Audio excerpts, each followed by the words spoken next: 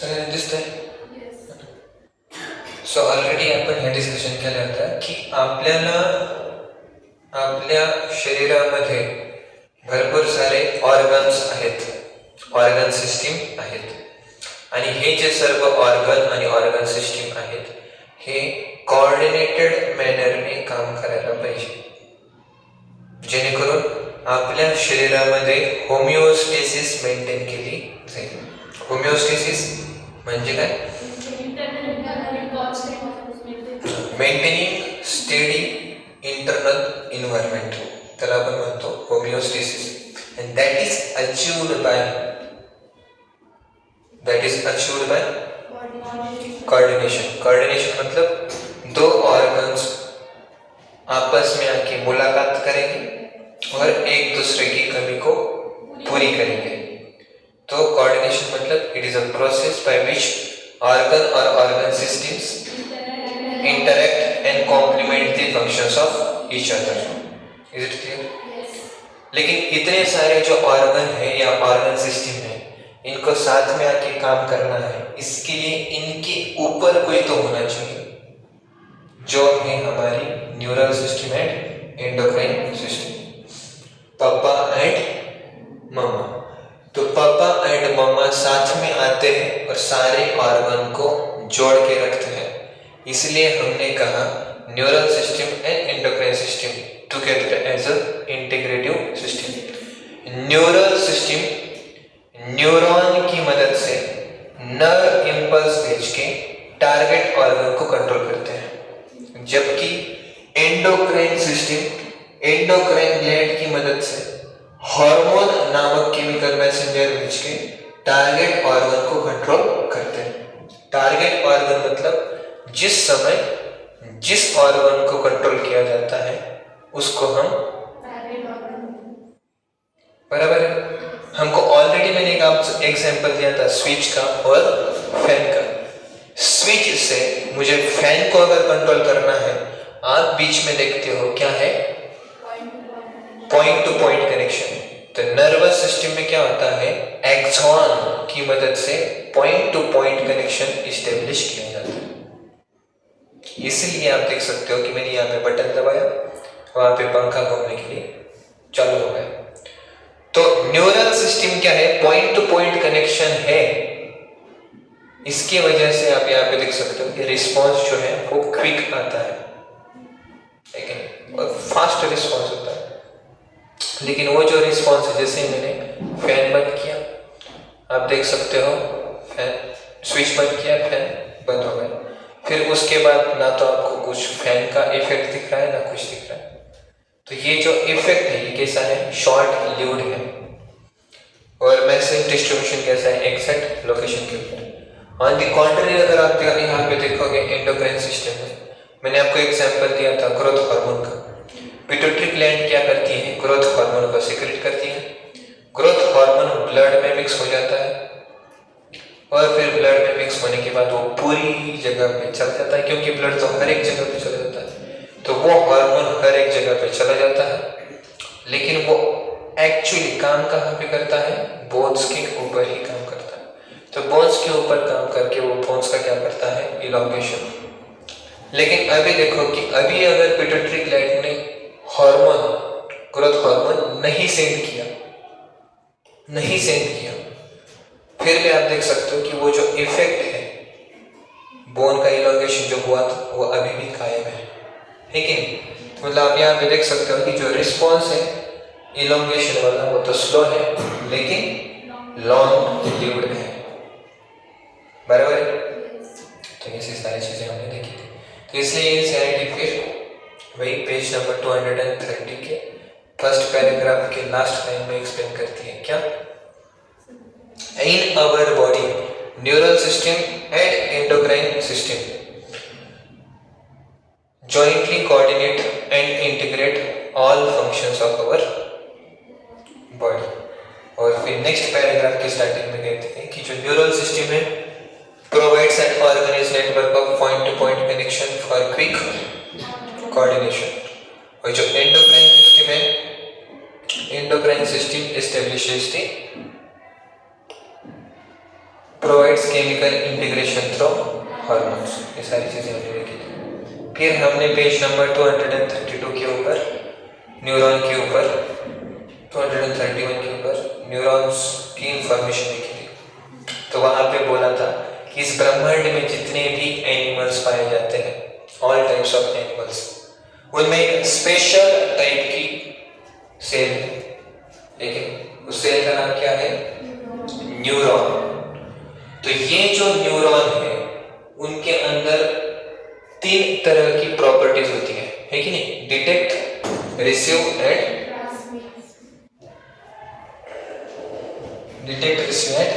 Transmit. तो detect वाली जो प्रॉपर्टी है उसको हमने नाम दिया सेंसिबिलिटी। रिसीव वाली जो प्रॉपर्टी उसको हमने नाम दिया एक्साइटेबिलिटी। और कंडक्ट वाली जो प्रॉपर्टी उसको हमने नाम दिया ट्रांसपोर्ट वाली जो प्रॉपर्टी उसको हमने नाम दिया कंडक्टिविटी।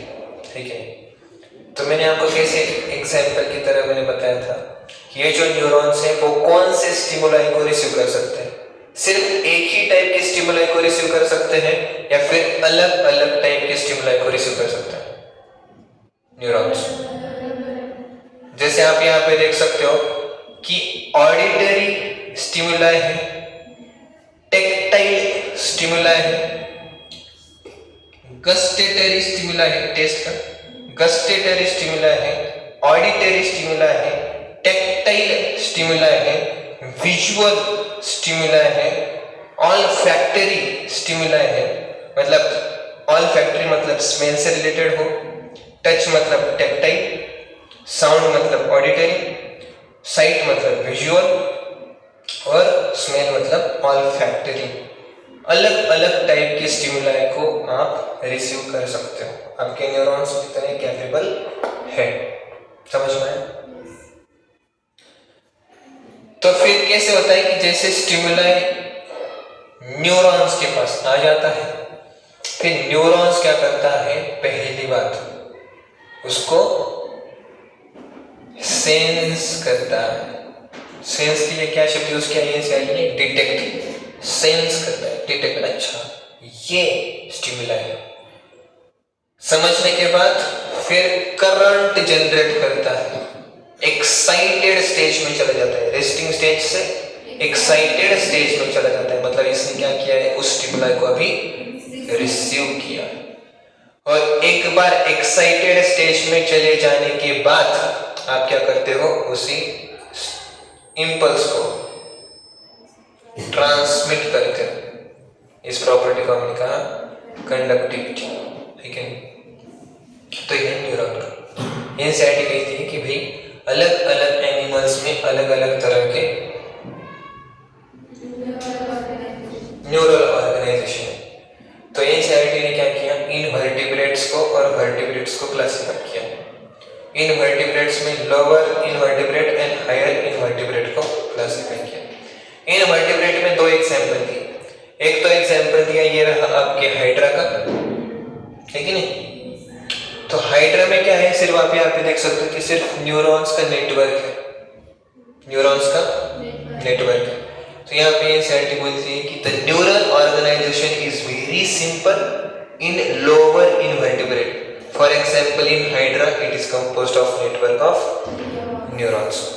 जबकि यहाँ पे आप देख सकते हो कि जो न्यूरल सिस्टम है it is more of better organised in higher invertebrate, for example insect. ठीक है।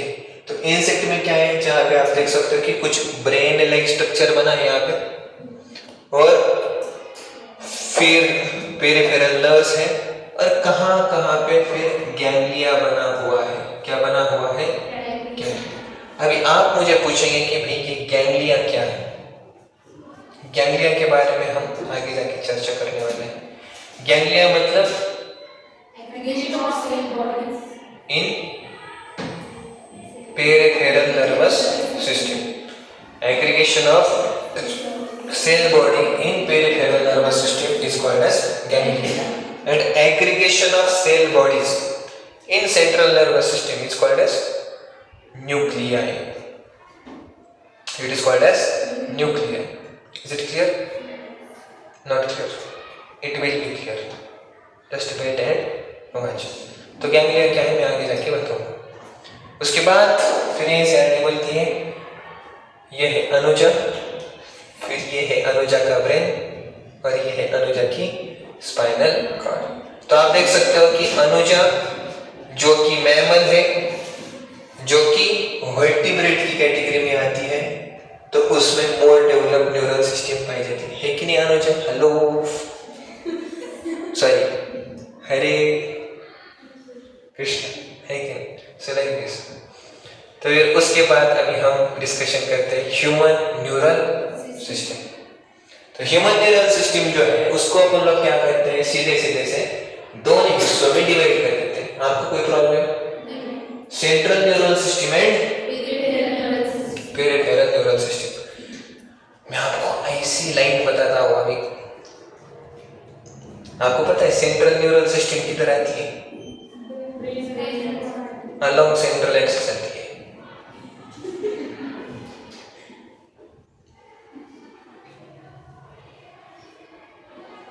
कि नहीं ब्रेन? सेंट्रल न्यूरल सिस्टम किधर आती है? अलोंग सेंट्रल एक्सिस आती है। तो सेंट्रल एक्सिस में कौन है पता है तेरे को? इधर इस खोपड़ी में है, इस खोपड़ी में है तेरा नहीं मेरा। इस खोपड़ी में किसका ब्रेन है?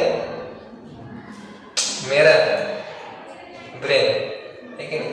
और इस खोपड़ी से जो ब्रेन है वो फिर नीचे इलॉन्गेट होता है इनटू बराबर है। तो ये सारी चीजें किधर आती है? सेंट्रल नर्वस सिस्टम में आती है। अच्छा फिर पेरिफेरल नर्वस सिस्टम में क्या आता है?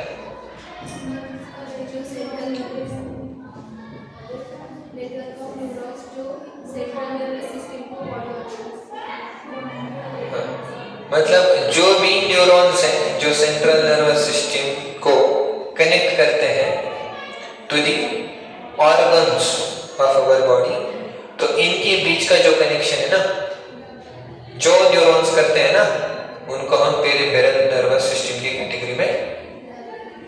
एनसीईआरटी क्या कहती है? एनसीईआरटी कहती है कि central nervous system is a site of information processing and control. Second paragraph में, ठीक है। तो यहाँ पे आप देखो कि सेंट्रल नर्वस सिस्टम में आता है आपका ब्रेन, दिख रहा है? This is the brain. और फिर ब्रेन एंड स्पाइनल कॉर्ड, ये रहा आपका स्पाइनल कॉर्ड। तो ये साइट बोलते हैं it is a site of information processing and control. तो यहाँ पे आप देख सकते हो कि ब्रेन से कुछ ऐसे नर्व्स निकल रही है कि नहीं? और स्पाइनल कॉर्ड से भी कुछ नर्व्स निकल रही है कि नहीं? तो ये जो ब्रेन से नर्व्स निकलती है उनको हम बोलते हैं ब्रेनियल नर्व्स। क्या बोलते हैं? क्रैनियल नर्व्स कहते हैं। पागल। ब्रेन से जो नर्व्स निकलती है उसको हम क्या कहते हैं? क्रैनियल नर्व्स कहते हैं। और जो स्पाइनल कॉर्ड से जो नर्व्स निकलती है उनको हम वायरल नर्व्स कहते हैं। क्या नर्व्स?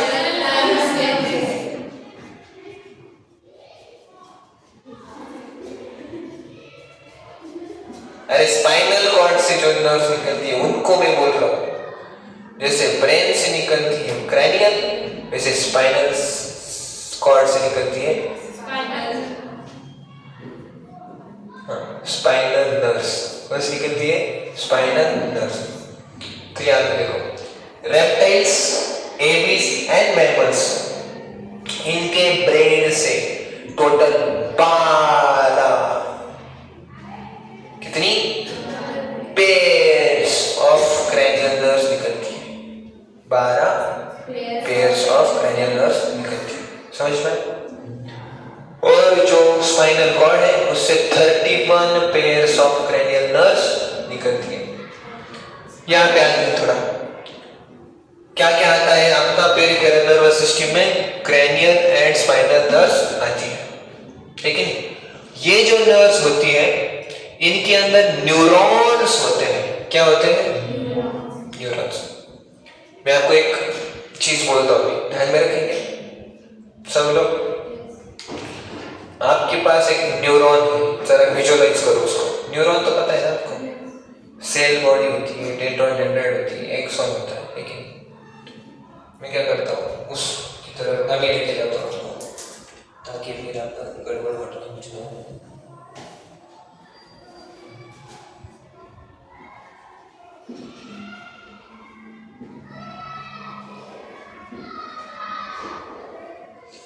ये देखो, इसको समझो आप। यहाँ पे आप देख सकते हैं क्या है बताओ, ये है आपके न्यूरॉन्स, और न्यूरॉन्स के बीच में भी आप देख सकते हो ये क्या है, कुछ तो सेल्स है। न्यूरॉन्स और उसके साथ कुछ सेल्स आपको नजर आ रही है, उसको हमने कहा न्यूरोग्लियल सेल। न्यूरॉन को अटैच्ड रखने वाली, साथ में रखने वाली सेल्स, न्यूरोग्लियल सेल्स। समझ में आए? बात समझ में आई? तो न्यूरल टिश्यू या नर्वस टिश्यू में क्या क्या आता है, न्यूरॉन्स आते हैं और उनके बीच में न्यूरोग्लियल सेल्स आती है। ऐसे करके आपकी नर्वस टिश्यू कंप्लीट हो जाती है। समझ में? बात समझ में आई? अभी मैं क्या करता हूँ, थोड़ा यहाँ पे मैंने सर्कल ड्रॉ किया, तो अगर यहाँ पे अगर आप देखोगे तो यहाँ पे सेल बॉडी का कलेक्शन नजर आ रहा है। ये वाला जो ग्रुप है इसमें सेल बॉडी का कलेक्शन नजर आ रहा है। The collection of cell body in central nervous system, इसको आपको बोलना है न्यूक्लियाई। क्या बोलना है? और collection of cell body in peripheral nervous system, इसको आपको बोलना है गैंग्लिया। अगर ब्रेन में और स्पाइनल कॉर्ड में अगर कहीं सेल बॉडी का कलेक्शन है, इसको आपने कहना है न्यूक्लियाई। अगर पेरिफेरल नर्वस सिस्टम में अगर कहीं पे सेल बॉडी का कलेक्शन है, उसको आपको कहना है, समझ में? उसी तरीके से एक्सॉन दिख रही है क्या आपको? Axon is the longest part of neuron. Axon is the longest part of neuron. तो ये जो एक्सॉन का कलेक्शन है, एक्सॉन का कलेक्शन है इन सेंट्रल नर्वस सिस्टम, इसको आपको कहना है ट्रैक्ट। क्या कहेंगे? और एक्सॉन का collection in peripheral nervous system आपको कहना है, बात क्लियर है? What is ganglia, what is nuclei, what is nerve, what is tract. ये शब्द आपके ब्रेन का जब आप स्ट्रक्चर स्टडी करोगे तब आएगा, और अभी भी आता ही रहेगा। जब मैंने नर्व बोला है तो आपको समझना चाहिए कि what is nerve. It is the collection of axons in peripheral nervous system. अगर मैंने आपको बोला गैंग्लिया तो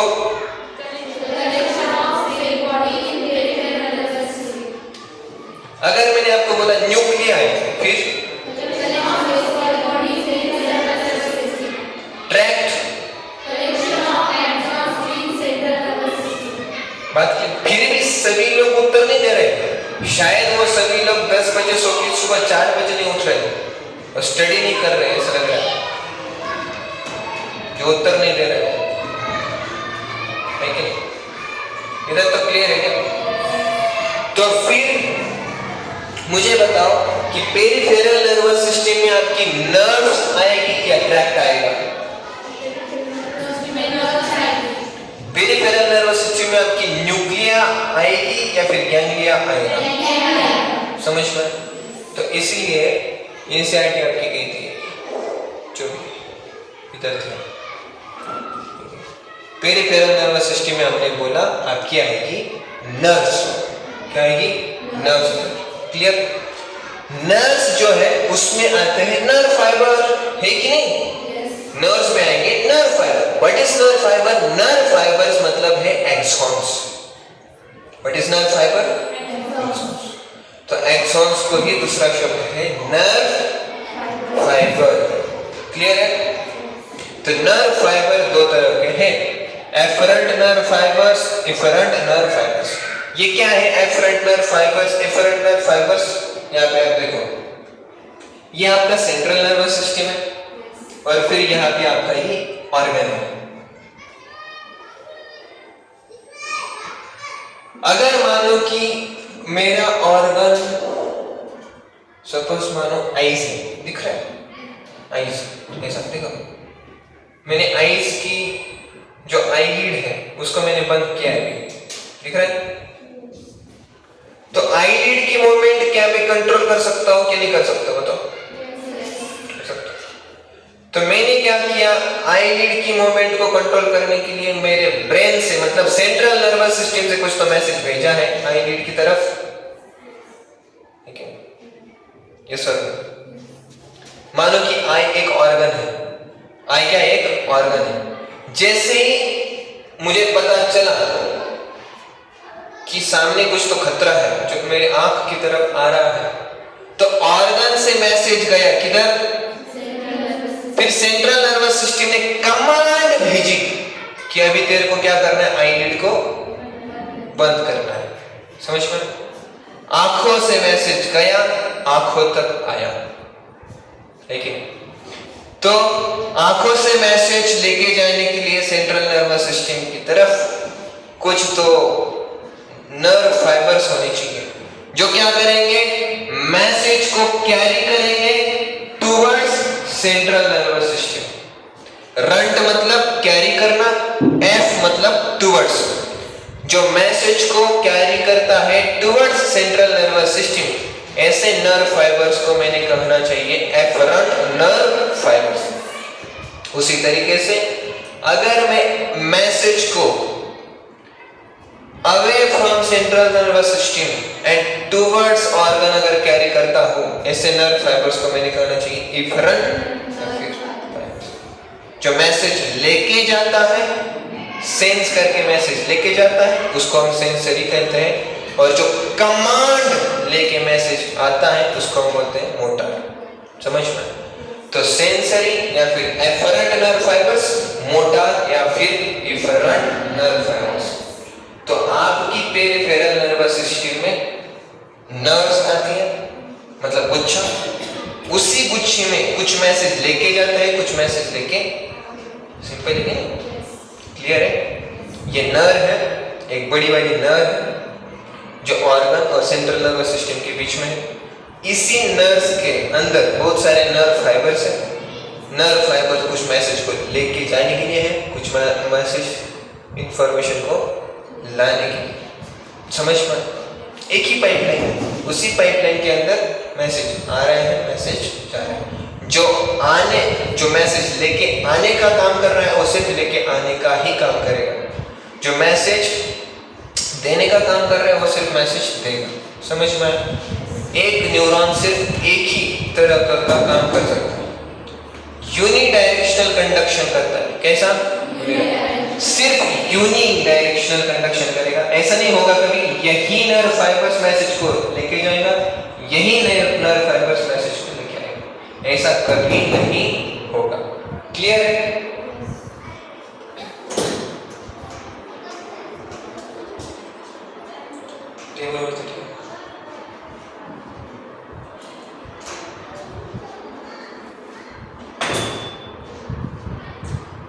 समझ में?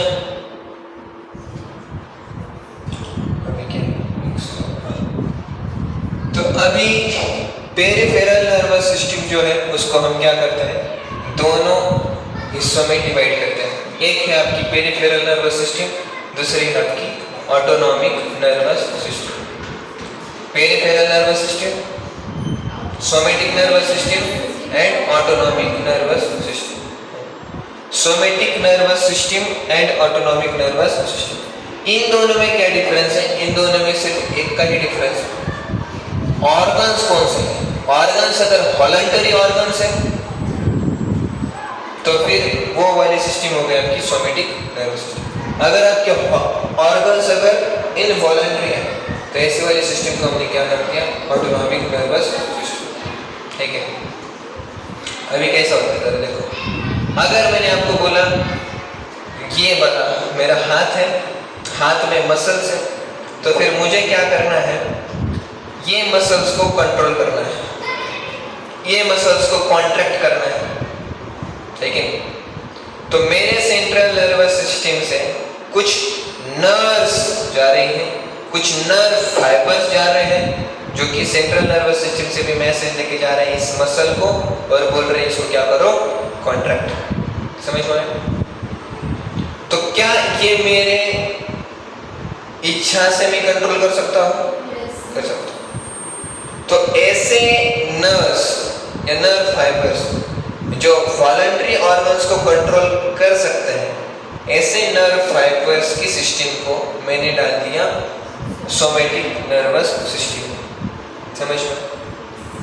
और ऐसे कुछ नर्व फाइबर्स हैं जो सेंट्रल नर्वस सिस्टम से निकल रही है कि नहीं, जो मेरे स्टमक में जा रही है, स्मॉल इंटेस्टाइन, लार्ज इंटेस्टाइन में जा रही है, अलग अलग ग्लैंड्स में जा रही है कि नहीं?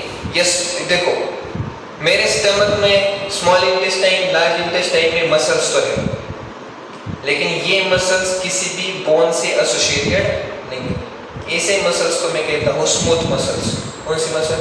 Smooth muscle. समझ में?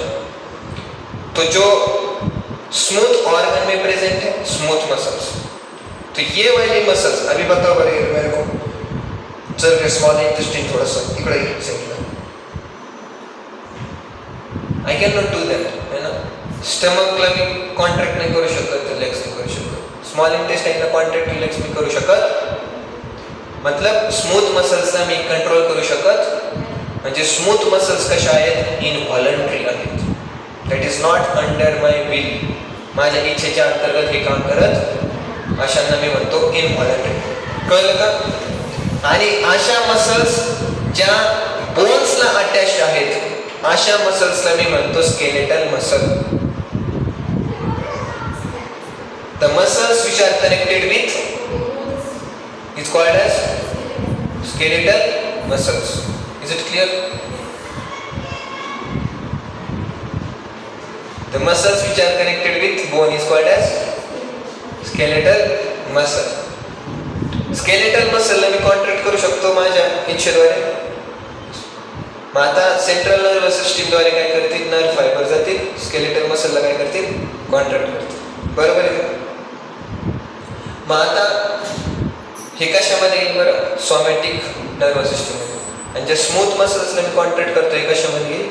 ऑटोनॉमिक नर्वस सिस्टीममध्ये। ऑटोनॉमिक ते आपल्या काय हातात नाही, जे आपल्या हातात नाही, जे ऑटोनॉमिक होतंय त्याला कसं टाकायचं? Autonomic nervous system. इथं बघा, सोमॅटिक नर्वस सिस्टीम काय करते? इम्पल्सेस घेऊन जाते सेंट्रल नर्वस सिस्टीम कडून आणि देते कोणाला? Skeletal muscle. ठीक आहे? त्याच्यानंतर ऑटोनॉमिक नर्वस सिस्टीम काय करते? इम्पल्सेस घेते आणि देते कुठं? स्मूथ मसलला, ग्लँड्सला आणि कार्डियक मसल। स्मूथ मसल्स कर स्टमक मधली करते, हार्ट मधली मसल कर कार्डियक मसल, ती पण इनव्हॉलंटरी, ती आहे का आपल्या इच्छेच्या अंतर्गत काम करते। त्याच्यानंतर ग्लँड्स, सलायव्हरी ग्लँड्स, पिट्युटरी ग्लँड्स, या सगळ्या ग्लँड्स त्या आपल्या अंतर्गत काम करतात? नाही करत, करत नाही। आता अनुजा किती जरी म्हटली पिट्युटरी ग्लँडला ग्रोथ हार्मोन ते आहे की, so that is not under our control. नंतर आपण जर पाहिलं ऑटोनॉमिक नर्वस सिस्टीम, त्याच्या पण दोन डिव्हिजन आहेत फर्दर। ऑटोनॉमिक नर्वस सिस्टीम याच्यामध्ये ऑटोनॉमिक नर्व्स येतील, नर्व्समध्ये तुम्ही पाहू शकता मेसेज घेऊन येणारे नर्व फायबर्स राहतील, मेसेज घेऊन जाणारे नर्व फायबर। जे मेसेज घेऊन जाणारे नर्व फायबर्स असतात ते दोन टाईपचे असू शकतात। किती टाईपचे असू शकतात? दोन टाईपचे। असे नर्व फायबर्स जे फक्त नॉर्मल कंडिशनमध्ये काम करतात ते बनवतात एक सिस्टीम, त्याला आपण म्हणतो पॅरासिम्पॅथेटिक नर्वस सिस्टीम। असे नर्व फायबर जे इमर्जन्सी कंडिशनमध्ये काम करतात ती एक सिस्टीम बनवतात, त्याला आपण म्हणतो सिम्पॅथेटिक नर्वस सिस्टीम। मग आपण पाहतो autonomic nervous system is again त्यांची जी इफरंट डिव्हिजन आहे, it is divided into two system, parasympathetic nervous system and sympathetic nervous system. Sympathetic nervous system ही फक्त इमर्जन्सी सिच्युएशनमध्ये काम करते। कोणत्या कोणत्या इमर्जन्सी सिच्युएशन? तीन: फिअर, फ्लाईट अँड फाईट। खतरा आला, तीन गोष्टी करू शकतो। एकदम सशासारखं तुम्ही पिळत घुसू शकता भीतीने, किंवा पळून जाऊ शकता, किंवा फाईट करू शकता। फिअर, फ्लाईट अँड फाईट अशा रिस्पॉन्सच्या सिच्युएशनमध्ये इमर्जन्सी म्हणजे सिम्पथेटिक नर्वस सिस्टीम काम करत असते. जसं पेपर, नीटचा पेपर, उद्या पेपर, कोणती सिस्टीम काम करेल? सिम्पथेटिक काम करेल. ऑफकोर्स झोपी नाही येणार तुम्हाला, भीती राहील ना. मग तरी तुम्हाला झोप नाहीये तरी पण तुमच्या बॉडीत एनर्जी निर्माण व्हायला पाहिजे, नाही व्हायला पाहिजे. त्याच्या वेळेस कोणती काम करत असते? सिम्पथेटिक. सिम्पथेटिक बरोबर एनर्जी अवेलेबल करून देते. कळलं पाहिजे हे कसं होतं, काय होतं, ते खूप मोठा विषय आपण discussion. So autonomic nervous system काय करते? Relay impulses from central nervous system to the smooth muscles. याच्यामध्ये रिलेचा शब्द आहे, घेऊन येणे, घेऊन जाणे. रिले. इम्पल्सेस म्हणजे current from central nervous system to smooth muscles. कळलं? आता आपण नेक्स्ट पॉईंट डिस्कशन करू, नर्वस टिश्यू. त्याच्या अगोदर पण ए साईडचा तो पॅरेग्राफ आपण वाचून घेतला तर बरं नाही. Human neural system, human neural system मध्ये बघा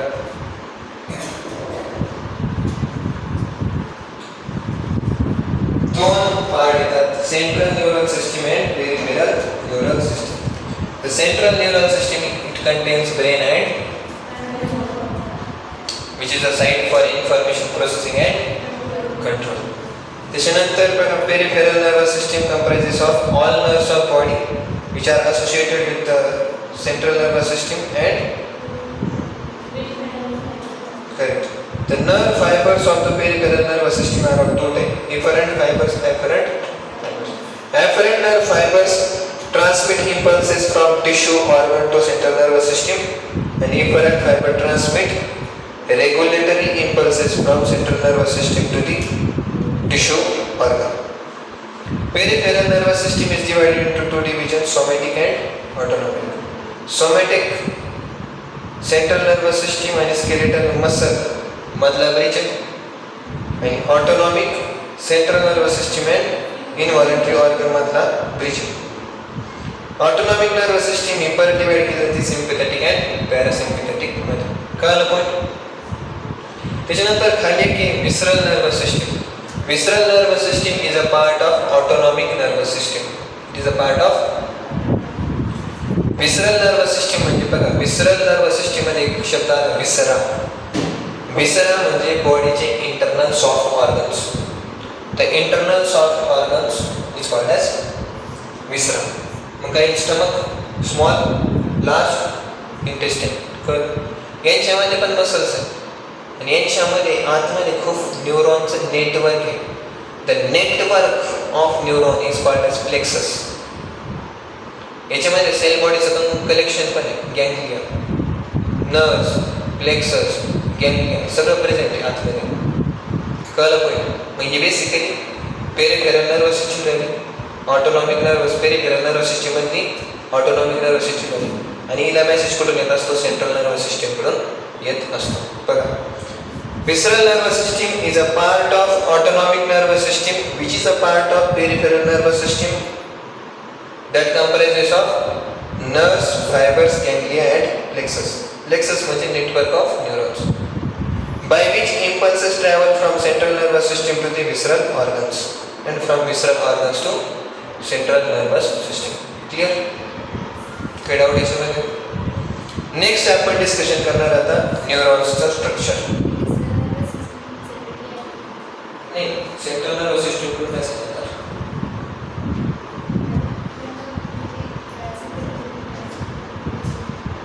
ठीक ना? Autonomic nervous system, visceral nervous system is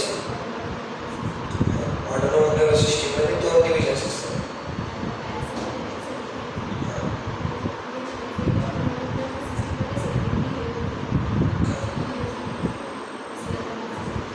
ji autonomic nervous system इथं काम करेल तिला आपण म्हणतो विसरल नर्वस सिस्टम. इथं काम करेल इमर्जन्सी मध्ये वेगळं काम करेल. इमर्जन्सी मध्ये काय होईल माहिती का? पेरिस्टाल्सिस बंद होते. पेरिस्टाल्सिस खाल्लं ना तुम्ही कसं असंच राहतं. 1 नंबर 2 नंबर काहीच नाही जातं. जसं तुम्ही पाहू शकता की इमर्जन्सी कंडिशन मध्ये पेपर जवळ आलाय, आहे की नाही? पेपर जवळ आला, माझं तुझ्या समोर मी खायला जरी ठेवलं जातं का? नाही जात. सॅलरी ग्रँडचं सिक्वेशन बनवतो, इमर्जन्सी कंडिशन. सॅलरी ग्रँडचं सिक्वेशन आलं नाही बसणार आहे का? स्टमक मध्ये भरपूर सारे ग्रँडचं सिक्वेशन बनवतो. पेरिस्टाल्सिस पुढं ढकलण्याचं काम बनवतो. विसरलं सिस्टमच करू, पण इमर्जन्सी कंडिशन बनवतो. कळलं नको?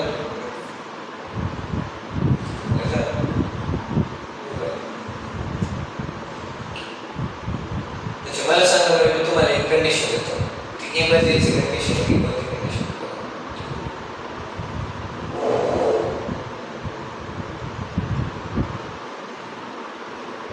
Death of some dear person.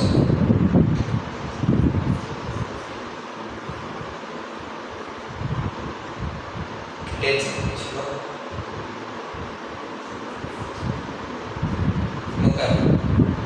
Normal sympathetic ना, त्यावेळी सिम्पॅथेटिक नर्वस सिस्टम काम करेल ना, त्यावेळेस काय होईल? तोंडात तुम्ही गुलाबजामुन टाकले ते खाली जातील है ना, दोन खाली जातील. डिअर पर्सन घ्या ना, त्यावेळेस सिम्पॅथेटिक नर्वस सिस्टम काम करत. ठीक आहे, आता मला नाही मारायचं कोणाला, बघा नर्वस सिस्टम आणि nervous system, nervous tissue. So nervous system याची जर ओरिजिन चेक केली आपण, तर ओरिजिन इज एक्टोडर्म. एक्टोडर्म जो असतो बरं का नाही, कसा असतो?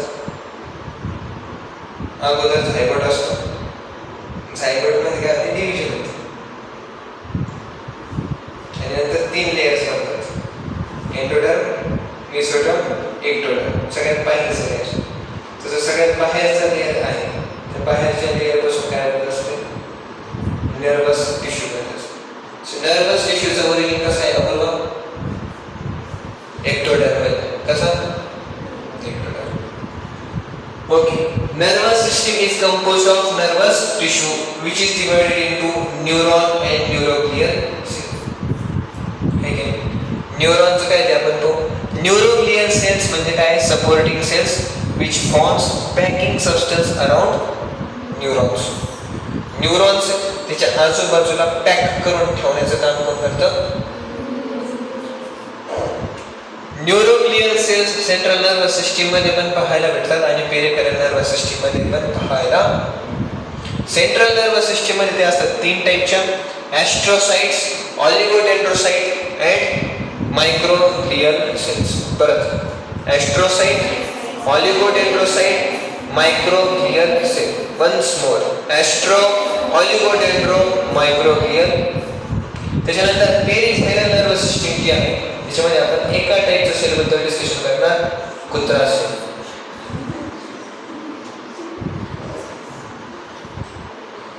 जे काम ऑलिगोडेंड्रोसाइट्स आहे, सेम टू सेम काम पण असेल, फक्त एवढं आहे की ही ह्या कंपनीत काम करते, ही त्या कंपनीत काम करते. कळलं का पॉईंट? आता सांगू नका कोणती कंपनी, ही काय है ना, समजून जातं तेवढं आहे ना. कुठे सर आता आपण काय करू, एक एक पाहू. ऑलरेडी डिस्कशन केलं. The collection of cell body in central nervous system. The collection of cell body in peripheral nervous system. The collection of axon in central nervous system. Collection of axon in peripheral nervous system. कळतंय ना? मला माहिती आहे शब्द अवघड आहे. Nerves, tract, nuclear, ganglion, astrocyte, oligodendrocyte, microglial cell, Schwann cell, ectoderm, आणखी कोणते शब्द आहेत. आता एक आणखी भरपूर सारे शब्द पण येणार आहेत. Neuroids, dendron, dendrites, axon, telodendria, synaptic knob, synaptic vesicle, neurotransmitters. त्याच्यानंतर न्यूरोट्रान्समीटर्स मध्ये पण वेगवेगळे नाव येणार. ॲसिटाइलकोलिन, गाबा, अंकिन, तमकिन, थमकिन. है ना? आता घाबरू नका, एक एक एक एक एक एक बात. चॅप्टर भारी करेल, थोडा चॅप्टर भारी करेल. ब्रेनशी रिलेटेड आपण जाणून घेऊ राहिलो. ॲटलिस्ट तुम्ही जर याच्यावरती जर आणखी रिसर्च केला तर तुमचं ब्रेन चालू शकतो. सगळ्यात माझा आवडता चॅप्टर तर हाच होता, ॲटलिस्ट लॉजीमधला. कारण त्याच्यामध्ये थोडंफार ब्रेनबद्दल होतं जे माझ्याकडे नाही आहे. मला थोडंसं वाटलं की हो ठीक आहे, I can improve something in brain. आणि जेव्हा ब्रेनचा टॉपिक चालू होईल ना, मग आपण खूप कुठं काय होतं ब्रेनमध्ये नेमकी कोणता पार्ट थिंकिंग करतो, कोणता पार्ट काय करतो, कोणत्या पार्टमध्ये कोणते सिग्नल्स दिले जातात ते आपण स्टडी करू. मग इकडे बघा, सगळ्यात अगोदर आपण ही सेल स्टडी करतो, दॅट इज ॲस्ट्रोसाइट. कोणती सेल आहे? सेंट्रल नर्वस सिस्टीमची सेल आहे की पेरिफेरल नर्वस सिस्टीमची? ही ॲस्ट्रोसाइट तुम्ही बघू शकता. याच्यामध्ये बघा स्टार सारखे प्रोजेक्शन दिले नाही, स्टार सारखे. स्टार म्हणजे ॲस्ट्रोलॉजी. ॲस्ट्रोलॉजी माहिती खड्ड्यात होतं, ज्योतिष विज्ञान काहीतरी स्टारशी रिलेटेड असतं, चांदण्याशी दिसती का नाही तसा शेपीचा. त्याच्यामुळे हिला म्हटलं ॲस्ट्रोसाइट. हा न्यूरॉन आहे. हा दिसतो न्यूरॉन तुम्हाला? हा दिसतं का न्यूरॉन? हां, पिवळा कलरचा. ही दिसती का तुम्हाला? ही ब्लड कॅपिलरी. कोणती कॅपिलरी? तुम्हाला माहिती आहे ऑलरेडी की ब्लड कॅपिलरीमध्ये छोटेसे छोटेसे पोर्स असतात ज्याच्या थ्रू सबस्टन्सेस बाहेर डिफ्यूज होतात. सपोज करा की त्या ब्लड कॅपिलरीमध्ये न्यूरोटॉक्सिन्स आहे. काय? Oh my god, neurotoxins. मग ते कशाला डॅमेज करते? न्यूरॉन्सला, आहे की नाही? जेव्हा सर्पदंश होतं ना त्याच्यामध्ये खतरनाक न्यूरोटॉक्सिन्स असतात. पसरतात ब्लडमध्ये. भरपूर वेळेस हार्टला डॅमेज करतात, बंद पडतात, लंग्सला डॅमेज करतात, बंद पडतात. बेसिकली त्यांनी जर डॅमेज केलं न्यूरॉन्सला, मेन डॅमेज न्यूरॉन्सलाच होतं. न्यूरॉन्स डॅमेज झाले तर इकडं कॉन्ट्रॅक्शन रिलॅक्शन होते, लंग्स बंद पडून जातात, हार्ट बंद पडतो, ब्रेन बंद पडतो, पर्सन डेड. सो अशा न्यूरोटॉक्सिन्स जे आहेत ते ब्लड थ्रू न्यूरॉन्सच्या कॉन्टॅक्टमध्ये यायला नाही पाहिजे. Yes or no? त्याच्यासाठी हे ॲस्ट्रोसाइट काय करतात? प्रोजेक्शन्स करतात आणि कॅपिलरीच्या अराउंड काय करतात? पॅकिंग करतात. ज्याच्या थ्रू काय होईल? ब्लडमध्ये आणि ब्रेनमध्ये बॅरियर निर्माण होईल. Yes or? So what is blood brain barrier? Blood brain barrier is nothing but the projection of astrocytes which is present around blood capillary, which prevents the diffusion of neurotoxins into brain. That is called as blood brain barrier. Simple? फक्त एवढं ध्यान ठेवा, astrocytes main function to establish blood brain barrier. का? कारण की neurotoxins release नाही व्हायला पाहिजे, ब्रेनला डॅमेज नाही व्हायला पाहिजे. अपूर्वा कळतं? अशा पद्धतीने दिसतंय का?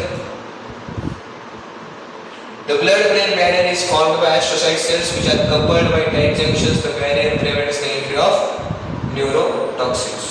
Clear आहे? नेक्स्ट आहे तुमची ऑलिगोडेंड्रोसाइट. ऑलिगोडेंड्रोसाइट काय करत असते बघा? Formation of myelin sheath around axons. Formation of myelin sheath around axons. What is myelin sheath? That we will going to discuss in separate heading known as myelinogenesis. Myelinogenesis म्हणजे myelin sheath कशी बनते त्यावेळेस आपण discussion करू myelin sheath काय. फक्त एवढं ध्यानात ठेवा की एक्सॉन्सच्या अराउंड एक मायलिनची शीथ बनवली जाते. ती मायलिनची शीथ कोण बनवतं? ऑलिगोडेंड्रोसाइट बनवते. मग ऑलिगोडेंड्रोसाइट कशाचं पार्ट? सेंट्रल नर्वस सिस्टीमचा की पेरिफेरल नर्वस सिस्टीमचा? सेंट्रल नर्वस सिस्टीम मध्ये एक्सॉन्सच्या भोवती मायलिन शीथ कोण बनवतं? कळलं पाहिजे.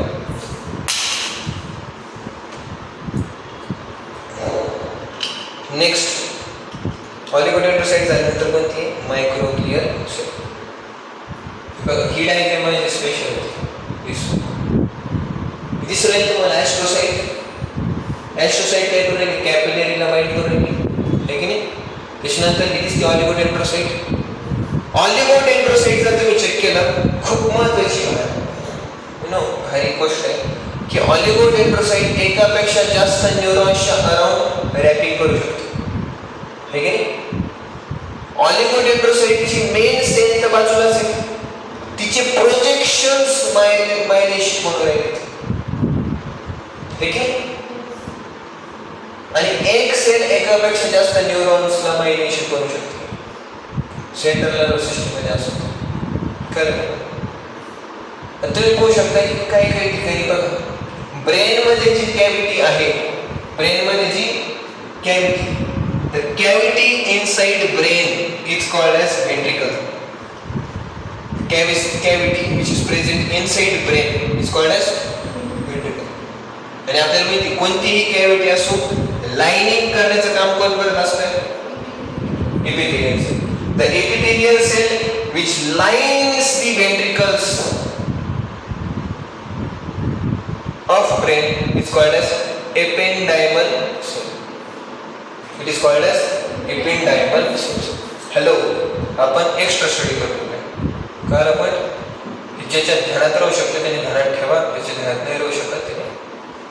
आणि लेक्चर आपलं जेव्हा कधी हे राहील त्यावेळेस तुम्ही एक पेज पुढचं वाचूनच येईल, कारण तुम्हाला ऍडजस्ट करून जाईल की एक्स्ट्रा काय चालू. Yes sir no. Next, microglial cell. सगळ्या सेल्स ज्या आहेत ते एक्टोडर्मल इन ओरिजिन आहे, एक्सेप्ट दिस मायक्रोग्लियल सेल. याची ओरिजिन कशी आहे? Mesodermal in origin. मायक्रोग्लियल सेलचं मेन फंक्शन आहे, ज्या वेस्ट काही पण असेल किंवा पॅथोजन असेल त्याला काय करणं? गिळंकृत करणं आणि फिनिश करणं. फॅगोसाइटोसिस करते. काय करते? So microglial cell is a macrophage which is present in brain. Clear? Next, ही कोणती सेल आहे? हे बघा, हे तिन्ही सेलचं कंपॅरिझन केलं. Astrocyte, blood brain barrier, oligodendrocyte, myelin central nervous system, microgliocyte, scavenger cells of central nervous system, है की नाही?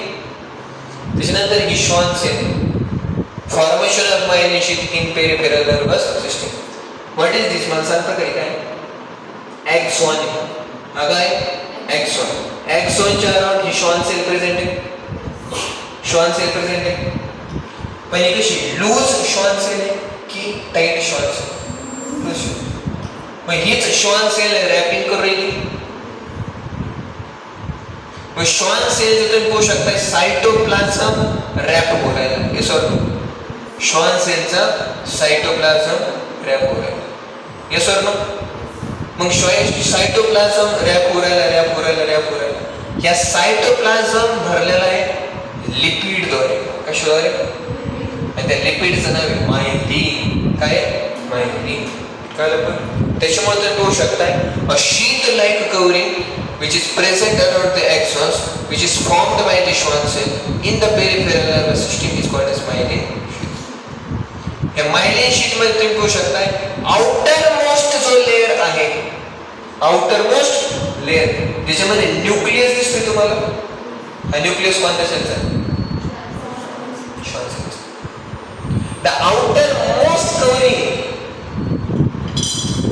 of the Schwann cell is called as neurilemma. Is called as neurilemma. Is called as neurilemma. Neuri म्हणजे nucleus, lemma म्हणजे covering. Outer most covering म्हणजे काय friend आहे? If I ask you की न्यूरिलेमा कुठे प्रेझेंट असते? पेरिफेरल नर्वस सिस्टम मध्ये की सेंट्रल नर्वस सिस्टम मध्ये? Schwann cell peripheral nervous system. तशी सेंट्रल नर्वस सिस्टम मध्ये न्यूरिलेमा का अब्सेंट आहे? हा, तिथं कोण काम करते? जी कधीही स्वतःला रॅप करत तिचे प्रोजेक्शन्स रॅपिंग करतात, है की नाही? हे बघा इथं हे दिसतोय तुम्हाला. ही कोणती शेल आहे? यालाच आपण कट केलं. कट केल्यानंतर तुम्ही पाहू शकता हा एक्सॉन आहे. एक्सॉनच्या अराउंड हे काय? तुमची मायलिन शीथ आणि हा काय? तुमचा nucleus of. So outer most covering आपण काय म्हणतो? न्यूरिलेमा. क्लिअर इथपर्यंत? आता व्यवस्थितरित्या आपण न्यूरॉनचं स्ट्रक्चर स्टडी करू. आपण पाहिलं नर्वस टिश्यू म्हणजे neuron, neuroglial cell. Neuroglial cell central nervous system मध्ये astrocyte, oligodendrocyte, microglial cell. Peripheral nervous system मध्ये जे काम ऑलिगोडेंड्रोसाइटचं सेंट्रल नर्वस सिस्टम मध्ये तेच काम श्वान सेलचं पेरिफेरल. आता neuron is a structural and functional unit of nervous system. Yes और नो? न्यूरॉन हे मायक्रोस्कोपिक इन स्ट्रक्चर म्हणजे ते डोळ्याने दिसत नाही. You require microscope. पण त्यांची लेंथ खूप जास्त असते. कारण त्यांची लेंथ खूप. मग न्यूरॉन्सची नर्व तुम्हाला दिसून येईल. नर्व तुम्ही पाहू शकता.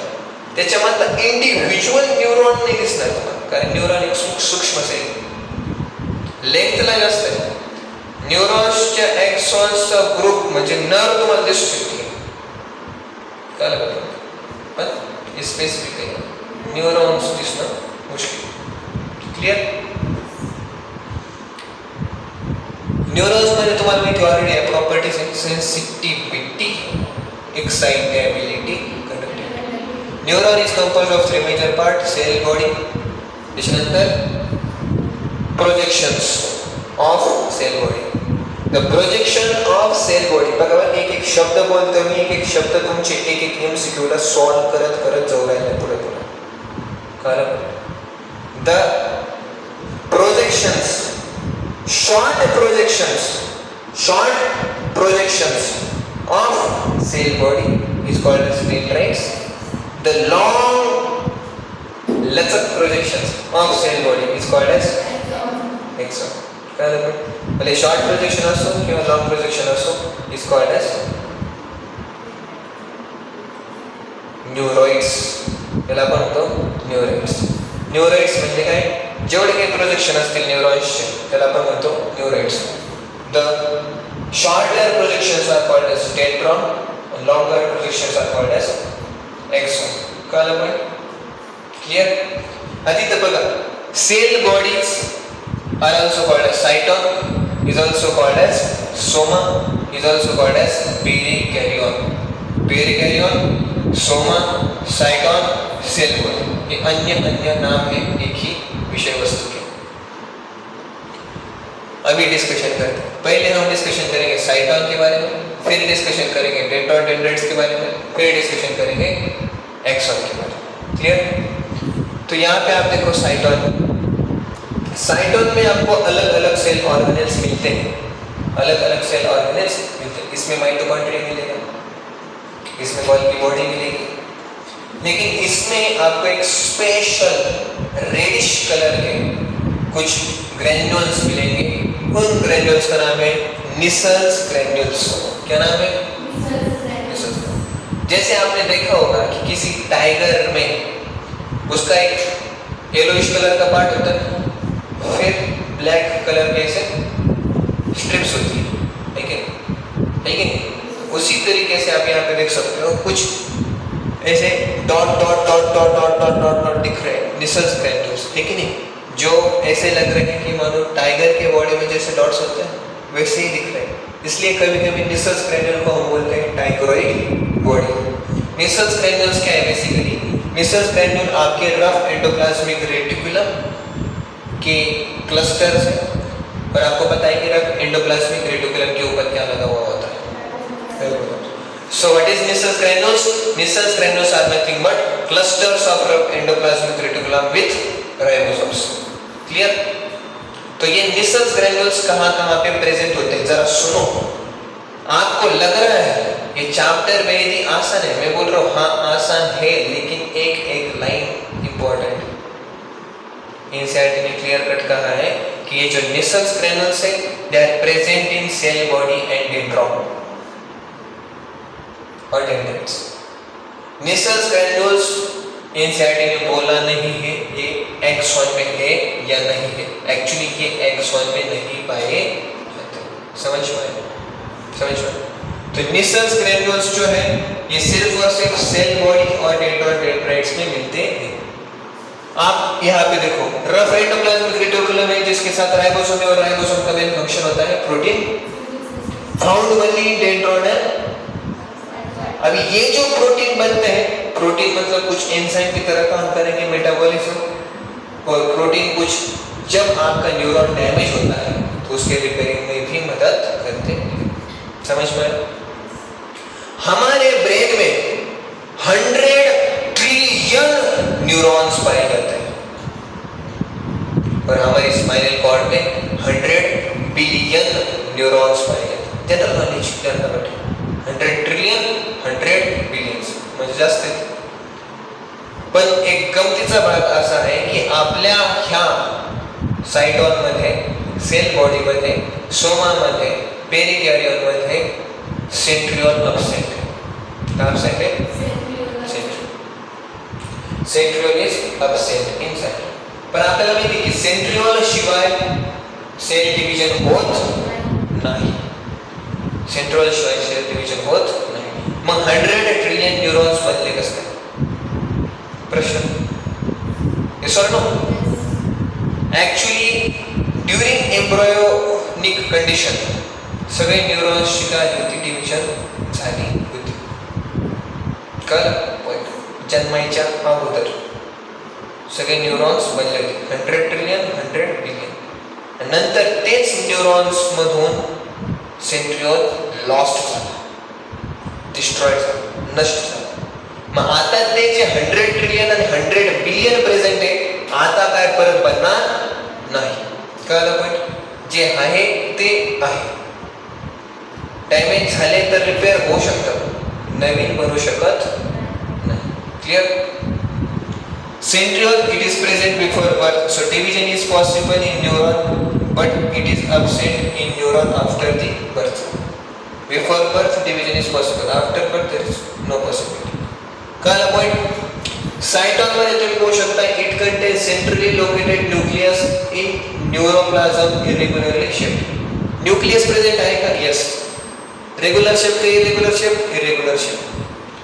आणि जो न्यूरॉन मधला जो सायटोप्लाझम आहे त्याला मी काय म्हणायला पाहिजे? न्यूरोप्लाझम.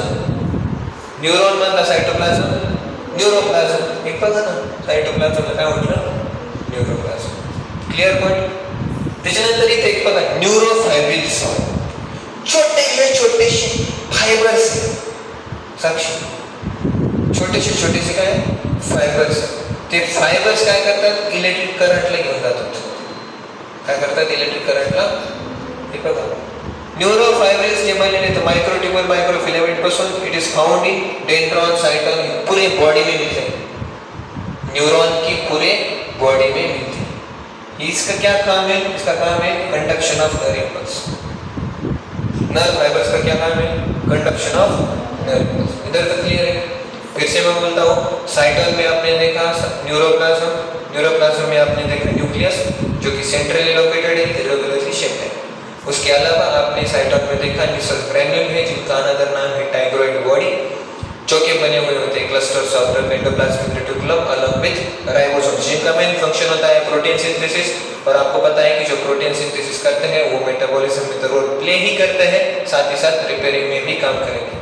उसके अलावा आपको देखे जाएंगे न्यूरोफाइब्रिल्स जो डेंड्रॉन, एक्सॉन, साइटोन हर जगह पे मिलते हैं और इनका फंक्शन है for the conduction of nerve impulse, internal conduction of.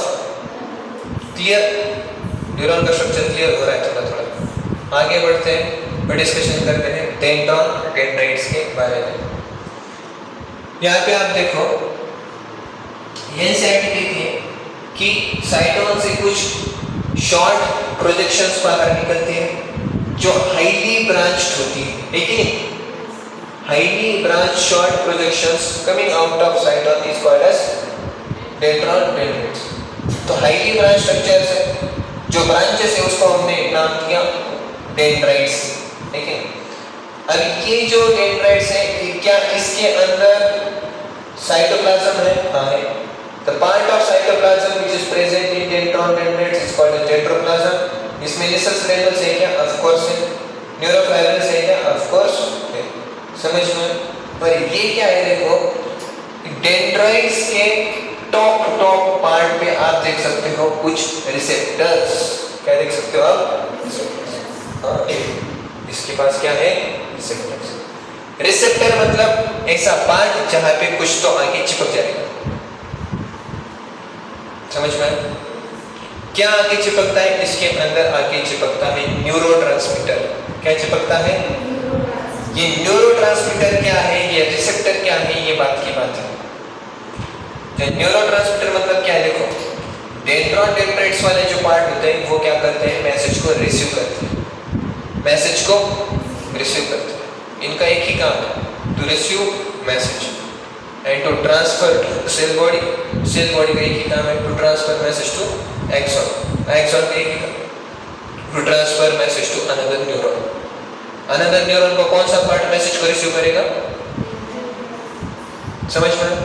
तो मैसेज ट्रांसफर ऐसे ही होता है, मतलब यूनिडायरेक्शनल मैसेज का ट्रांसफर होता है। समझ में? डेंड्रॉन मैसेज को रिसीव करेगा और क्या नहीं करेगा? Towards cell body, towards cell body. और एक्सॉन क्या करता है? मैसेज को ट्रांसफर करता है अवे फ्रॉम सेल बॉडी। तो एफरेंट पार्ट कौन सा हुआ? डेंड्रॉन डेंड्राइट, क्योंकि ये मैसेज को टुवर्ड्स कैरी करता है। और एक्सॉन कौन सा पार्ट हुआ? एफरेंट पार्ट, जो कि मैसेज को कैरी करता है अवे फ्रॉम। क्लियर है? एक एक टर्म क्लियर करो। मैं कभी चीजों को रिपीट नहीं करता हूँ, बात ये समझो। मेरे को रिपीट करना अच्छा नहीं लगता, क्योंकि ऑलरेडी इंफॉर्मेशन बहुत सारी बतानी है। समझ में आया क्या पूर्वा? समीक्षा तुझे समझ में आया क्या? आरती, इंफॉर्मेशन जो आता है ना, समझ में आएगा। इसलिए पीपीटी है। मानो कि कुछ शब्द गायब भी होगा तो आप फटाफट देख सकते हो। समझ में आया? रिपीट करो क्या? बताओ, कुछ चीज रिपीट करनी है तो हाथ, जिसको जरूरत है ना वो हाथ खड़ा करे, बोले सर ये पार्ट रिपीट करो। समझ में आएगा? आप मुझे क्या कर सकते हो? मुझे एक बोगस टीचर की तरह भी देख सकते हो, लेकिन अगर आप सिंसियर हो तो आप हाथ खड़ा कर और पूछो कि सर भाई इधर समझ में नहीं आया, इधर कृपया करके आप बताओ। मेरे को कुछ दिक्कत है क्या बताने की? मैं बताऊँगा, लेकिन जब तक कि मुझे चाहिए कि कि स्टूडेंट का अटेंशन होना चाहिए, स्टूडेंट ने हार्डवर्क करना चाहिए। टीचर का एक काम है कि वो कंसेप्ट पढ़ाए, अच्छे से पढ़ाए, एक एक शब्द को पढ़ाए, लेकिन स्टूडेंट का काम है उससे ज़्यादा हार्डवर्क करके सीखे। कोई आपके दिमाग में ठोसेगा नहीं, कुछ ठोस नहीं सकता। ये विद्यार्थी की एक स्वेच्छा होती है लर्न करने की, ठीक है? तो आप लर्न करो। इसके बाद हम डिस्कशन कर रहे हैं एक्सॉन वाला पार्ट। मैंने आपको ऑलरेडी बोला एक्सॉन का दूसरा नाम नर्व फाइबर है। यह रहा आपका एक्सॉन, ठीक है? अभी आए पेज नंबर 233 के ऊपर, वहाँ पे एक्सॉन के ऊपर हम डिस्कशन कर रहे हैं। तो ये जो एक्सॉन है इसके बारे में बहुत सारी चीज डिस्कशन कर रहे हैं। Axon is the longest part of neuron. जैसे हमने बोला कि the structural and functional unit of nervous system कौन? And the structural and functional unit of neuron is axon. समझ में? मेन काम कौन करने वाला है? It is also called as nerve fiber. It is also called as afferent fiber. क्यों? Message को कैरी करता है away from सेंट्रीफ्यूगल कंडक्शन, मतलब बाहर की तरफ, सेंट्रीपिटल मतलब अंदर की तरफ। तो आपको पता है अंदर की तरफ कौन कंडक्शन कर रहा है? Dendron dendrites. बाहर की तरफ कौन कर रहा है? Main functional and structural part of neuron. Mainly इसमें क्या क्या होता है? न्यूरोफाइब्रिल्स होते हैं, माइटोकॉन्ड्रिया होती है, निसल्स ग्रैन्यूल्स नहीं होते। एक्शन पोटेंशियल किसके थ्रू ट्रैवल होता है? एक्सॉन के थ्रू ही ट्रैवल होता है। निसल्स ग्रैन्यूल्स इसमें एब्सेंट होते हैं। जो टर्मिनल पार्ट है, आप यहाँ पे देख सकते हो, the terminal part of axon में छोटी छोटी ब्रांचेस निकल रही नहीं निकल रही है, इसको हमने बोला टिलोडेंड्रिया। क्या नाम दिया? तो जो टिलोडेंड्रिया है उसके एंड वाला पार्ट स्वेल हो चुका है। टिलोडेंड्रिया का एंड वाला पार्ट स्वेल हो चुका है, फूला है।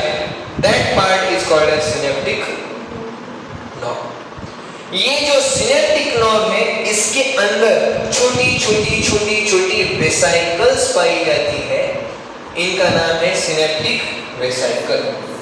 इन सिनेप्टिक वेसाइकल के अंदर छोटे छोटे छोटे छोटे केमिकल्स पाए जाते हैं जो यूज किए जाते हैं to transfer message from one neuron to another neuron. समझ में? टू ट्रांसफर मतलब transmit message from one neuron to another neuron. तो क्या एक केमिकल को मैं न्यूरोट्रांसमीटर कह सकता हूं? Neuro transmitter. ठीक है, सिंपल। तो फिर से एक्सॉन है जो लॉन्गेस्ट पार्ट है, जो main structural and functional part है, जिसमें निसल्स ग्रेन्युल एब्सेंट है, जिसमें न्यूरोफाइब्रियस माइटोकॉन्ड्रिया प्रेजेंट है, जिससे ही एक्शन पोटेंशियल ट्रांसफर होता है, जो सेंट्रीफ्यूगल कंडक्शन करता है, जिसके एंड वाले जो ब्रांचेस है इसको हमने टिलोडेंड्रिया कहा, जिसका सोलन पार्ट एंड में जिसको सिनेप्टिक नॉब कहा, जिसके अंदर सिनेप्टिकल वेसिकल के अंदर जो न्यूरोट्रांसमीटर प्रेजेंट है, जो कि क्या करते हैं, एक न्यूरॉन से दूसरे न्यूरॉन की तरफ मैसेज को ट्रांसफर करते हैं। ये है एक्सॉन का पार्ट। तभी हमको पता है कि ये जो एक्सॉन वाला पार्ट है इसके अराउंड, अगर ये एक्सॉन सेंट्रल नर्वस सिस्टम का है तो इसके अराउंड ओलिगोडेंड्रोसाइट क्या करती है, शीट बनाती है। अगर ये एक्सॉन पेरिफेरल नर्वस सिस्टम का है तो इसके अराउंड आपको श्वान सेल देखने को मिलेगी। कौन सी सेल? Schwann cell. क्लियर है? एक्सॉन के अंदर का जो साइटोप्लाज्म होगा, क्या हम उसको एक्सोप्लाज्म कह सकते हैं? एक्सोप्लाज्म, जो एक्सॉन की जो सेल मेम्ब्रेन होगी, the membrane which is covering around axon, क्या मैं उसको एक्सोलेमा कह सकता हूं? एक्सॉन की कवरिंग एक्सोलेमा। समझ में? एक्सोलेमा के आसपास है आपका श्वान सेल, ठीक है? और वही श्वान सेल माइलिन शीट बना रही कि नहीं बना रही है? यस, माइलिन शीट बना रही है। लेकिन माइलिन शीट के सबसे बाहर वाली दिख रही कवरिंग, जिसमें श्वान सेल का न्यूक्लियस बैठा हुआ है, वो वाली कवरिंग को मैंने नाम दिया neurilemma. What is neurilemma? Outermost covering of Schwann cell. What is myelin sheath? It is a covering made by the cytoplasm which contains the myelin of Schwann cell. Is called as myelin sheath. What is axonema? Cell membrane of axon. What is exoplasm? Cytoplasm of axon. समझ में? Clear? वही page number 233 का जो paragraph continue हो रहा है, उससे जो 7 या 6 नंबर की लाइन है वहां पे बोला है जहां जहां पे माइलिन शीट एब्सेंट है उस वाले जगह को हमने नाम दिया नोड ऑफ रेनवियर। क्या नाम दिया? Node of Ranvier. बराबर है? What is node of Ranvier?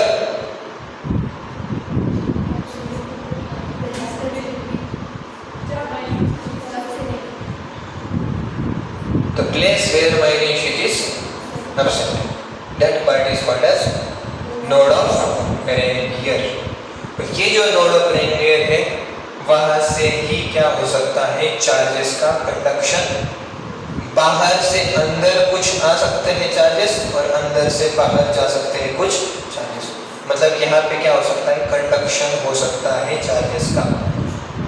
इधर आप देखो, यहाँ पे न्यूरॉन है, न्यूरॉन के बाहर टिश्यू फ्लूइड हो सकता है कि नहीं हो सकता? सराउंडिंग फ्लूइड और एक्सोप्लाज्म। तो एक्सोप्लाज्म के अंदर कुछ आयंस प्रेजेंट है, एक्सोप्लाज्म के बाहर कुछ आयंस प्रेजेंट है। तो आपको पता है कि आयोनिक कॉन्सेंट्रेशन अलग अलग हो सकता है, तो फिर आयोनिक कॉन्सेंट्रेशन का हमेशा बैलेंस मेंटेन रखा जाता है। बाहर से अंदर कुछ आते हैं, अंदर से बाहर कुछ। तो चार्जेस का कंडक्शन हो सकता है सिर्फ और सिर्फ नोड ऑफ रेनवियर में, अन्यथा किसी भी जगह पे नहीं हो सकता। क्यों नहीं हो सकता? क्योंकि यहाँ पे किसकी कवरिंग है? माइलिन शीट की कवरिंग। माइलिन शीट की कवरिंग की वजह से ये जो एक्सोलेमा है पूरी पैक हो जाती है। पैक होने के कारण उसके अंदर से चार्जेस अंदर बाहर नहीं आ सकते, समझ में। लेकिन सिर्फ और सिर्फ श्वान सेल प्रेजेंट है, सिर्फ श्वान सेल। कौन से Schwann cell? Loose Schwann cell, loose Schwann cell, जो माइलिन शीट अभी तक बनाई नहीं है। तो देखो श्वान सेल हो सकती है, श्वान सेल तो 100% होगी ही होगी, माइलिन शीट होगी या नहीं होगी ये प्रश्न है, समझ में। श्वान सेल एक्सॉन के आजू बाजू 100% होगी, लेकिन वो माइलिन शीट बना भी सकती है, क्लियर, समझ में। जिस एक्सॉन के प्रति सिर्फ श्वान सेल है लेकिन माइलिन शीट नहीं बनी है, ऐसे नर्व फाइबर्स को हम कहते हैं नॉन माइलिनेटेड नर्व फाइबर्स। क्या कहा? Non myelinated nerve fibres. ऐसी नर्व फाइबर्स जहां पे श्वान सेल प्रेजेंट है अलोंग विथ माइलिन शीट, ऐसे नर्व फाइबर्स को हमने कहा माइलिनेटेड नर्व फाइबर्स। तो हमारे पेरिफेरल नर्वस सिस्टम में, जिसमें सोमैटिक नर्वस सिस्टम भी आती है और ऑटोनॉमिक नर्वस सिस्टम भी आती है, इन दोनों में myelinated nerve fibres, non myelinated nerve fibres दोनों पाए जाते हैं, समझ में। ऊपर कहा है पेरिफेरल नर्वस सिस्टम में माइलिनेटेड नर्व फाइबर्स आते हैं, जबकि नीचे वाली लाइन में कहा जाता है somatic nervous and autonomic nervous system दोनों में नॉन माइलिनेटेड नर्व फाइबर्स पाए जाते हैं। इसका अर्थ क्या है? पेरिफेरल नर्वस सिस्टम किसका पार्ट है? सॉरी, सोमैटिक और ऑटोनॉमिक किसका पार्ट है? तो इसमें दोनों आ जाते हैं, समझ में, myelinated as well as non myelinated. Clear है? क्या डाउट है इनका?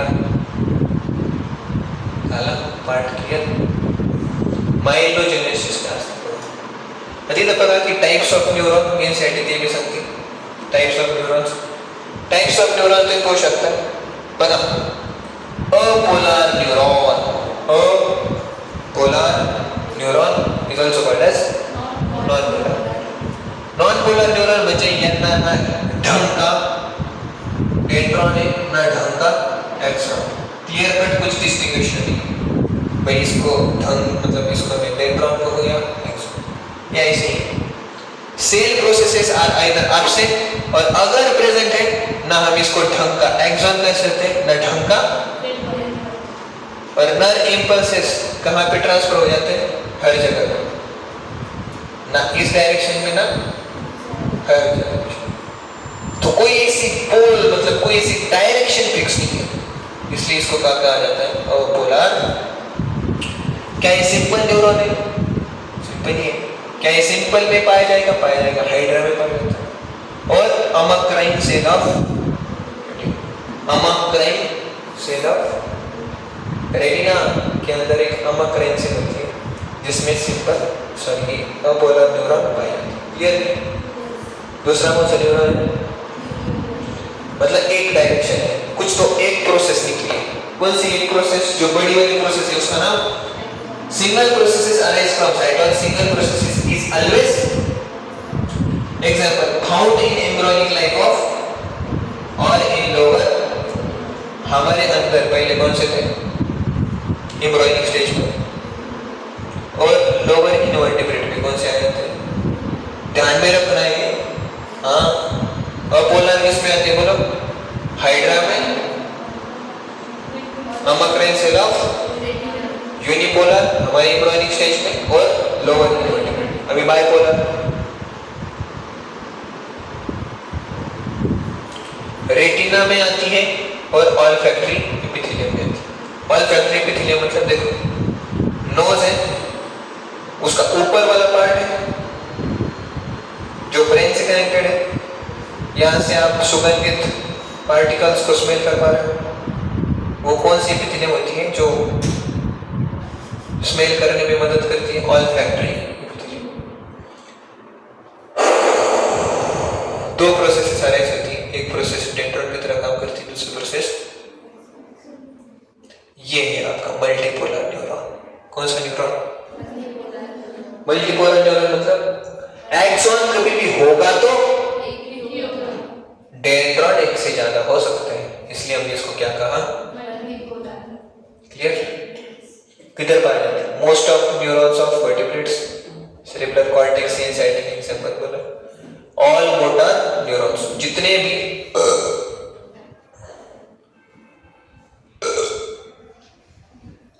मोटर न्यूरॉन्स है कि नहीं, लगे अंडरलाइन करें। फिर दूसरी कौन से, pseudo unipolar neuron. Nerve cell has only axon, but a small process is developed from axon which acts as a एक घोटाळा है। सेल बॉडी तिथून तुम्ही पाहू शकता एक प्रोसेस निघाली एक्सॉन आणि त्याच्या ब्रांचेस काय म्हणून ऍक्ट करू राहिल्यात, डेंड्रॉन म्हणून ऍक्ट करू। एक्झाम्पल काय, मॅक्सिमम सेन्सरी न्यूरॉन याच टाइपचे असतात आणि dorsal root ganglia of spinal cord. अभी इसको पाठ करना है, dorsal root ganglia of spinal cord. जब आएगा तब हम देखेंगे क्या, अभी समझ में आया। Example dorsal root ganglia of spinal cord है, मैक्सिमम सेंसरी न्यूरॉन्स, समझ में। मैक्सिमम मोटर न्यूरॉन कौन से होते हैं, अरे मल्टीपोलर है कि नहीं।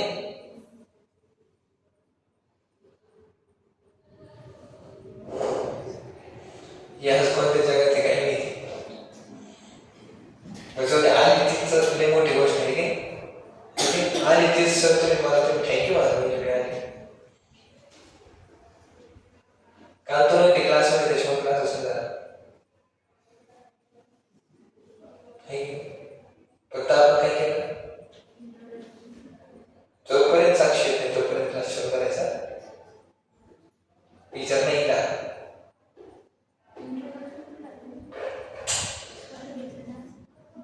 आजपर्यंत घेतलं का नाही घेतलं, तू आहे एवढं म्हणजे दूरवरून फार रेणुका पेट्रोल पंप पासून इथपर्यंत ते मी एवढं कष्ट घेऊन बसमध्ये बसून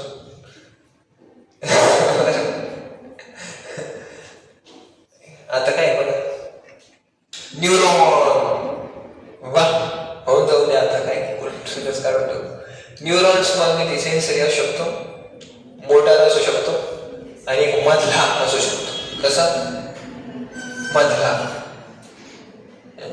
सेन्सरी न्यूरॉन काय करतो माहिती का, सेन्सरी ऑर्गन कडून इन्फॉर्मेशन देतो।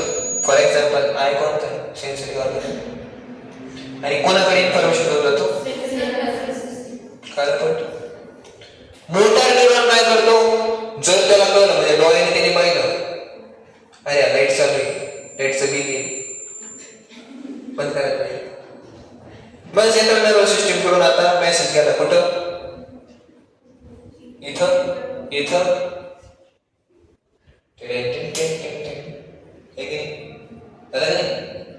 अशा पद्धतीने मोटार न्यूरॉनने काय काम केलं, मोटार न्यूरॉनने इथं लेगच्या मसलला कॉन्ट्रॅक्ट केलं, इकडं कोऑर्डिनेशन इस्टॅब्लिश केलं आणि लाईट बंद। पण मला कळलं आता ते दिसतोय त्याच्यामुळे परत असलं की असं। पण मी काय म्हणतोय की असा मधला कोणता सेंट्रल प्रोसेसिंग युनिट आहे जो इन्फॉर्मेशनला प्रोसेस करू राहिला नाही, डोळ्याने इन्फॉर्मेशन घेऊन आलं, ती इन्फॉर्मेशन कुठेतरी प्रोसेस व्हायला पाहिजे, राईट आहे की नाही। ती इन्फॉर्मेशन कुठे प्रोसेस होती, ती प्रोसेस होत असती इंटरन्यूरॉन मध्ये। कुठं, it is also called as internuncial, it is also called as interconnecting neuron. मग इथं काय होईल, पूर्ण आता प्रिव्हियस मेमरी जी आहे ना तिला पूर्ण स्टडी केलं होतं। ओके, ओहो बिल मागच्या वेळेस 400 रुपये आलं होतं, इकडे इंटरन्यूरॉन मध्ये,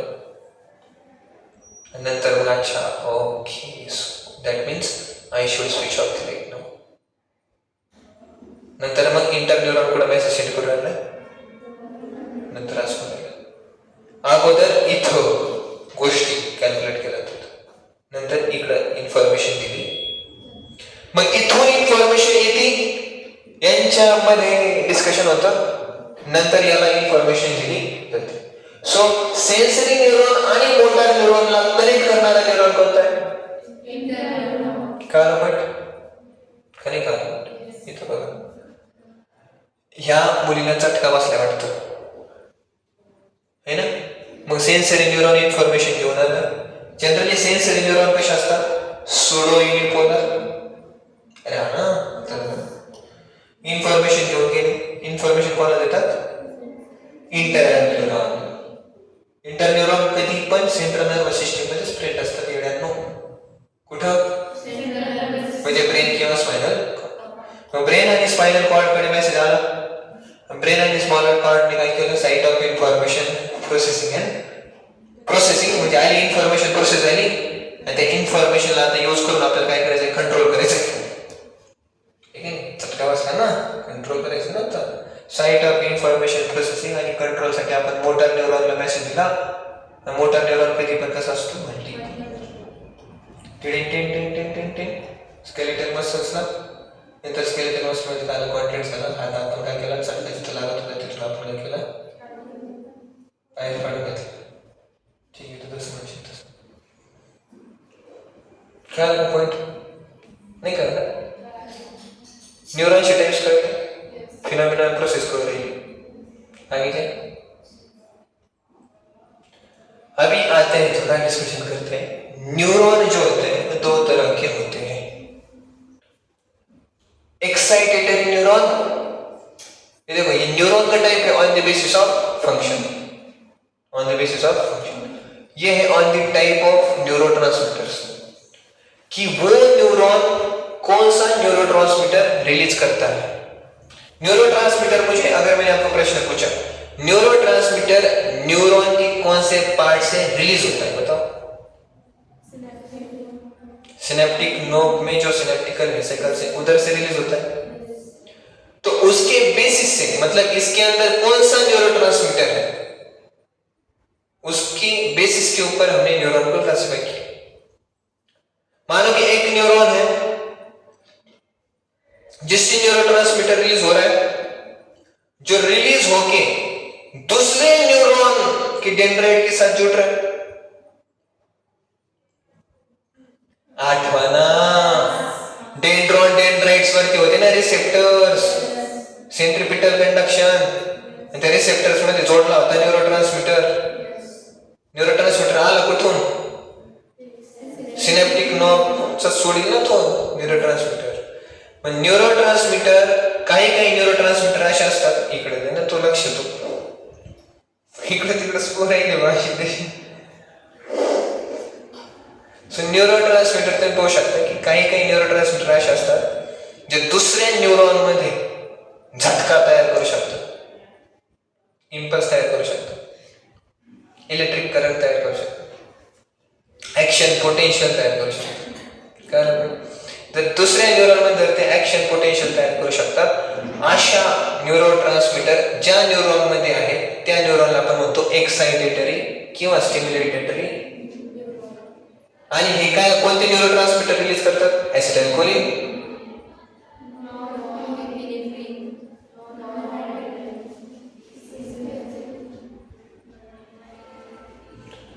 इनहिबिटरी न्यूरॉन्स असतात ते कोणते न्यूरोट्रांसमीटर रिलीज करतात? GABA, GABA, gamma amino butyric acid, dopamine, glycine and serotonin. हे एकदम कूलिंग कामिंग असतात. हे काय करतात? दुसऱ्या न्यूरॉनला म्हणतात मला झोपू दे, तू झोपून जा. शांती, ओम शांती शांती. सर्वे जनाः सुखिनो भवन्तु. तो झोपताय, मला झोपून दे, सर्व शांती. सगळं शांत होतात, ब्रेन शांत, सगळं शांत. काय का पण मग बेसिकली तुम्ही जे नाही मेडिटेशन वगैरे करतात त्याच्याद्वारे हे रिलीज होतं, डोपामाइन, सेरोटोनिन रिलीज होतं, सगळं शांत होतं, सगळं सिस्टीम सगळी शांत. विचार शांत, सगळं शांत. जे नाही ना त्याच्यामध्ये ऍसिटाइलकोलिन, ॲड्रेनालाइन हे सगळे रिलीज असतात. धाड धाड काही ना काही करायचं म्हणजे करायचंच. खाली काय बसायचं बिलकुल. टीव्ही चालू करेल, रिमोट बदलेल, चॅनल बदलेल, हे बदलेल, ते चला क्रिकेट खेळायला, क्रिकेट खेळून झाला, चला दुसरंच काही करा, चला तिसरंच काही करा. हे एक्साइटेड, यांची न्यूरॉन्स कंटिन्युअसली एक्साइटेड मोडमध्येच राहतात. कळलं का पॉईंट? आणखी काही न्यूरॉन्स हवा काही काही तुम्हाला सांगता का. त्याच्यामुळे भगवद्गीताने 3 कॅटेगरीचे लोक बनवलेले आहेत. एक अशी कॅटेगरी ज्यांच्यामध्ये फक्त हे जास्त आहे, ते तमोगुणात असतात, झोपलेलेच राहतात. तमोगुण म्हणतात त्याला. कोणता गुण? काही अशी कॅटेगरीतले लोक असतात जे दिवस रात्र हार्डवर्क करतात, ते या कॅटेगरी. एक्साइटेटरी कॅटेगरी, रजोगुण, दिवस रात्र हार्डवर्क, झोप नाही घेणार, काही नाही घेणार. मग ते भले म्हातारपणे त्यांना हार्ट अटॅक येऊ, तिकडे काही होऊ, कारण की दिवस रात्र झोपले नव्हते. इथं म्हातारपणे तर त्यांना पे करावं लागेल ना. Every action is equal and opposite. आता झोप घ्या, नाही तर म्हातारपणे झोप घ्या, येऊन एकच आहे ना. आता तुम्ही यूज करा बॉडीचा, नंतर बॉडीला पे करावं लागणार आहे, येऊन एकच. Every action equal and opposite. हे रजोगुणातले लोक आहे. माझा मित्र आहे त्याच्यामध्ये, तो IT कंपनीमध्ये जॉब करतो. कामाला जातो सकाळी 9 वाजता, रिटर्न येतो संध्याकाळी 7 वाजता. 7 ते 8 थोडंसं रिफ्रेश वगैरे करतो. 8 वाजता तिने बिझनेस टाकले स्वतःच वाटेल, 8 वाजता चालू करतो, रात्रीच्या सकाळी 4 वाजेपर्यंत बिझनेस करतो. आणि नंतर झोपतो कधी? सकाळचे 4 ते सकाळचे 9, 5 तास. परत उठतो, आंघोळ वगैरे करतो, जॉबला जातो. कोणता रजोगुण, कोणता गुण चालू आहे? रजोगुण. काय पण मग तो असं नाही की त्याला वाटू राहिला मी जॉब करू राहिलो, मी जॉब करू राहिलो, मी जॉब, माझे पैसे उडायले, पैसे उडायले. भाऊ तू घबरा आहे, तुला हे केमिकल्स कंट्रोल करू राहिले, तुझ्यामध्ये हे केमिकल ज्यादा आहे. आणि काही गॅस येते ते 12-12 तयार करतात, झोपतात. ते म्हणतात मी झोपू राहिलो, मी मजा करू राहिलो, मी मजा काय मजा करू राहिला तू, हे केमिकल्स तुला कंट्रोल करू राहिले. कळलं का? त्याच्यामुळे भगवद्गीता सांगते की प्रकृते क्रियमाणानि गुणे कर्माणि सर्वशः अहंकार विमूढात्मा करता. थँक्यू दादा. 4:30 झाले ना. एक्झॅक्ट करता हमीती मन्यते. भगवान सांगतात की प्रकृतीचे 3 गुण, रजगुण, सत्वगुण, तमगुण. व्यक्तीला वाटतं का मी काम करू लागलोय, अहंकार, त्याला वाटतं अहंकार. करता अहम मिती मन्यते, तो स्वतःला समजतो की मीच करताय प्रत्येक गोष्टीचा, पण ऍक्च्युली तो नाही करत. प्रकृतीचे गुण काय करतात, त्याच्याकडून काम करून घेतात. हे केमिकलच्या दृष्टिकोनाने सांगतो तुम्हाला. कळलं का? पण सत्वगुणवाला कोणता आहे? सत्वगुणवाला असा व्यक्ती जो समजतो की मी हे शरीरच नाही, मी हे केमिकल्सच नाही. मग तो काय करतो, बरोबर बॅलन्स करतो. कोणत्या गरजेच्या गोष्टी मग तो काय करतो, शेड्यूल करतो. ठीक आहे, ह्या टायमिंगला मला हे करायला पाहिजे का, असं नाही का तो आधिपत्याखाली तो गोष्टी चेक करतो सर. किती तास झोपायला पाहिजे, कधी उठायला पाहिजे, कधी किती काम करायला पाहिजे, कधी काय करायला पाहिजे, काय नाही करायला पाहिजे.